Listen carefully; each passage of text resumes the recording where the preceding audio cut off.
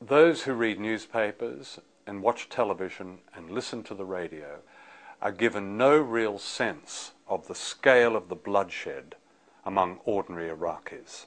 If you ask somebody who is quite in the street, who's opposed to the war and doesn't like the idea, but you ask them, how many Iraqis do you think have been killed as a result of Blair's and Bush's invasion?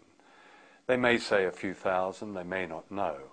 In fact, the most reliable survey, which was done by the Johns Hopkins School of Public Health with Iraqis, an extraordinary survey, meticulous and conscientious and quite courageous in the way it was carried out, peer-reviewed, probably leads us to almost 1 million people. Les Roberts, who led that study, he said it seems as if the scale of killing in Iraq will have passed the scale of killing in Rwanda.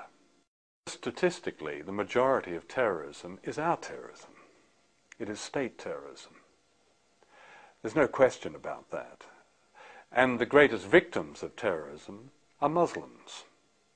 Those who either died as a result of the medieval embargo imposed on Iraq during the 1990s, or Palestinians who've died, and others. So the whole understanding of terrorism is upside down. Now there is, as opposed to state terrorism, a kind of privatized terrorism. It's very tiny. It's run by organizations called Al-Qaeda. There was one study at the University of Chicago that found that of this privatized terrorism, in the last 30-odd years, something like 20-odd thousand people had died. A very tiny figure compared to the millions who have died as a result of state terrorism. I don't think there is a war on terror. I think that's a propaganda notion. The attacks of September the 11th